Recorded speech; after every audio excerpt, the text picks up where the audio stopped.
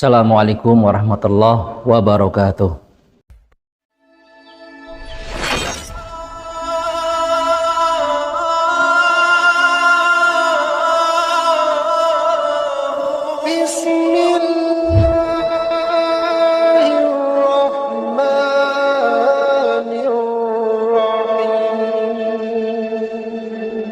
Untuk malam ini kita akan coba kaji kitab Arba'in An-Nawawi. 40 hadis. Arba'in itu 40, An-Nawawi susunan daripada Syekh Nawawi. Ini babnya tentang proses kejadian manusia dan ketentuannya. Bahwasanya ini semua hadisnya ada 40 hadis, semuanya sahih. Dari mulai sanadnya, matanya dan juga perawinya sahih.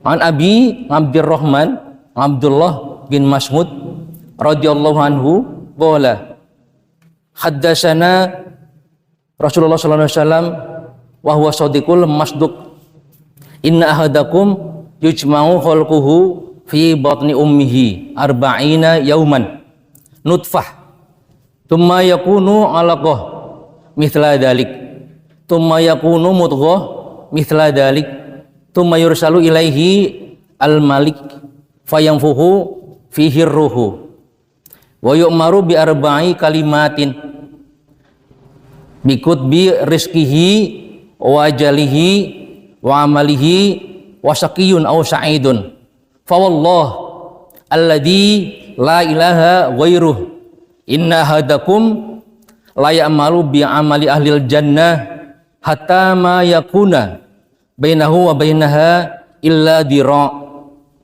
fayasyiqu alaihil kitab fayamalu bi'amali ahlin nar fayadkhuluha wa inna ahadakum ya'malu bi'amali ahlin nar hatta ma yakuna bainahu wa bainaha illa dira' fayasyiqu alaihil kitabu fayamalu bi'amali ahlil jannah fayadkhuluha. Rawahul Bukhari wa Muslim. Ini hadis riwayat Bukhari dan Muslim, sanad dari Abdurrahman Abdullah bin Mas'ud. Matanya tentang kejadian manusia, prosesnya dan ketentuannya. Artinya dari Abdurrahman Abdullah bin Mas'ud radhiyallahu anhu, beliau berkata, Rasulullah sallallahu alaihi wasallam telah menceritakan kepada kami, dan beliau adalah orang yang paling benar dan dibenarkan. Shadiqul masduq, shadiq benar, masduq yang dibenarkan. Bahwa kata beliau, kata Rasulullah SAW, sesungguhnya proses penciptaan salah seorang di antara kamu sekalian adalah dikumpulkannya di dalam perut ibunya selama 40 hari berupa nutfah. Kemudian 40 hari lagi sudah menjadi alaqah atau segumpal darah. Kemudian 40 hari berikutnya sudah menjadi mudghah atau gumpalan daging. Kemudian diutuslah malaikat untuk meniupkan ruh kepadanya, dan diutuslah mencatatkan 4 perkara baginya, yaitu ketentuan rezekinya, ajalnya, perbuatannya, dan celaka atau bahagia. Maka demi Allah yang tiada Tuhan selain Dia, sesungguhnya bahwa ada di antara kamu berbuat dengan perbuatan ahli sorga, hingga jarak antara dia dan sorga itu hanya tinggal 1 hasta. Namun ketentuan pada catatan nasibnya ia harus ke neraka, maka ia pun berbuat perbuatan ahli neraka, maka masuklah dia ke dalam neraka. Dan begitu pula bahwa ada di antara kamu berbuat dengan perbuatan neraka, ahli neraka, hingga jarak antara ia dan neraka tinggal 1 hasta. Namun ketentuan pada catatan nasibnya ia harus masuk surga, maka ia pun berbuat amalan ahli surga, dan masuklah dia ke dalam surga. Ini hadis riwayat Bukhari dan Muslim. Mari kita kaji satu persatu. Jadi bahwasanya kata Rasulullah, proses manusia diciptakan oleh Allah dalam perut ibunya, yaitu yang 40 hari, ada tiga fase. Fase pertama 40 hari pertama itu berupa nutfah. Nutfah adalah air mani.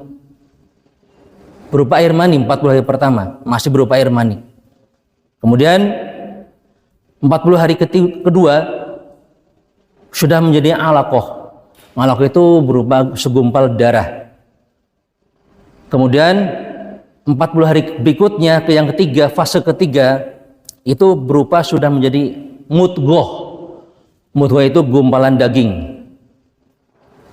Pada saat itu kemudian diutuslah malaikat untuk meniupkan ruh kepadanya dan diutus untuk mencatatkan 4 perkara baginya, yaitu ketentuan rizkinya, ajalnya, perbuatannya, dan celaka atau bahagia. Maka biasanya kalau orang Jawa itu ini 40 hari ketiga berarti 120 hari atau 4 bulan. Kalau di orang Jawa ada ritual namanya ngapati atau ngupati 4 bulan. Di situ ini ketentuan ritual yang bagus karena di situ mendoakan pas 40 hari ketiga atau 120 hari itu disitukan ada bagaimana rizkinya, bagaimana ajalnya, bagaimana perbuatannya, dan bagaimana nanti dia celaka atau bahagia. Di situ didoakan mudah-mudahan ketentuan itu dari Allah Subhanahu wa taala yang bagus-bagus saja didoakan. Rizkinya yang bagus, ajalnya juga yang bagus lah ya. Pas ajalnya bagus, perbuatan juga yang bagus-bagus saja, dia juga menjadi orang yang bahagia. Maka di pas 40 hari itu. Ini kalau kita cermati dari hadis ini, yang pertama tadi bahwa kita pertama diciptakan dari setetes air nutfah atau air mani. Apa yang bisa kita banggakan, apa yang bisa kita sombongkan? Kita dari air mani, setetes air mani, nutfah.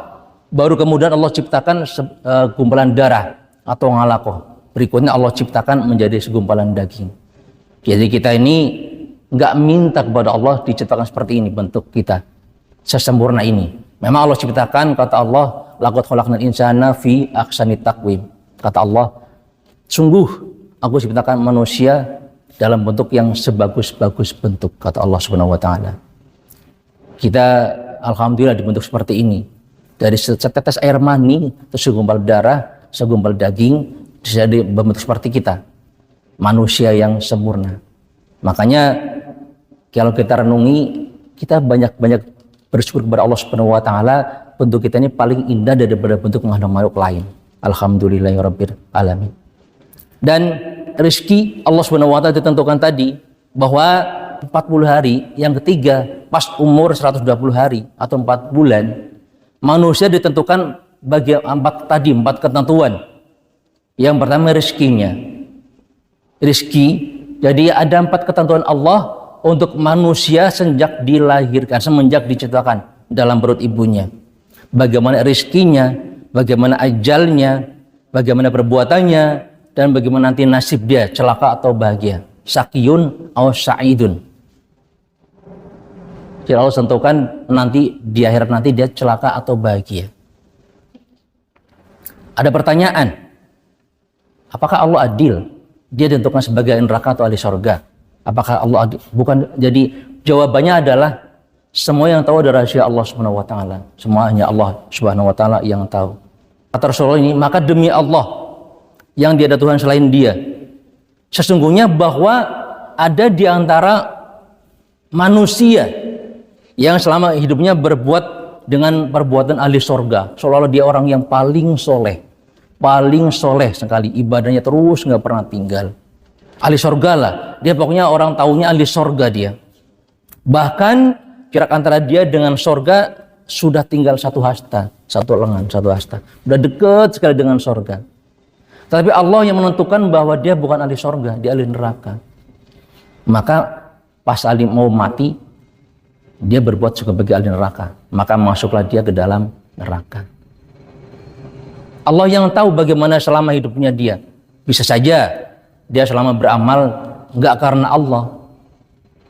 Ada ya bahkan sahabat Nabi yang jihad fisabilillah, perang melawan orang kafir, terbunuh, terluka, bahkan dia udah hampir mati. Pas sakaratul maut dia merasa sakit dan sakit sekali. Dan dia karena kurang sabar, maka dia akhirnya ditusuk sendiri supaya cepat mati. Kata sahabat yang lain, dia ahli surga ya Rasul. Kata Rasul, bukan, dia ahli neraka. Karena apa? Dia kurang sabar. Orang taunya kan dia ahli surga karena jihad fisabilillah, mati melawan orang kafir, berperang, mati dalam peperangan. Taunya dia ahli surga, tapi Rasulullah dia bukan ahli surga, dia ahli neraka. Itu pas mau mati bahkan dia bunuh diri, tusuk pakai tombak, matilah dia sebagai ahli neraka. Naudzubillah. Sebaliknya, ada manusia yang selama hidupnya dia perbuatannya sangat buruk, perbuatan sudah ahli neraka. Ahli neraka selama hidupnya nggak pernah ibadah, nggak pernah sodako, nggak pernah sholat, nggak pernah puasa, bahkan hidupnya selalu merampok, mencuri, minum-minum keras selama hidupnya. Tapi Allah menentukan dia sebagai ahli sorga, maka pas mau mati, taubatlah dia. Perbuatannya ahli sorga, ngaji, sholat, puasa, ibadahnya tekun, pas mau mati taubat.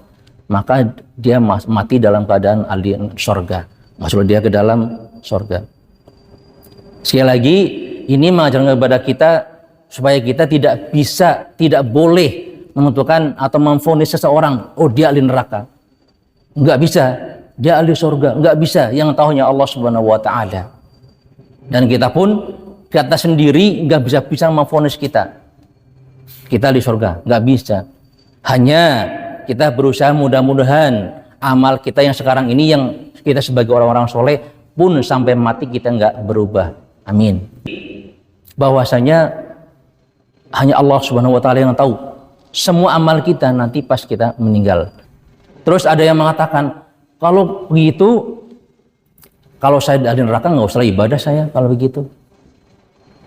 Kalau mau nanti pun ahli neraka kok. Itu putus asa namanya. Rizki atau apa ketentuan Allah, takdir, disebut dengan takdir. Takdir itu ada dua macam. Dia itu takdir mubrom dan takdir mu'alaq. Takdir mubrom adalah ketentuan Allah yang sudah nggak bisa dirubah.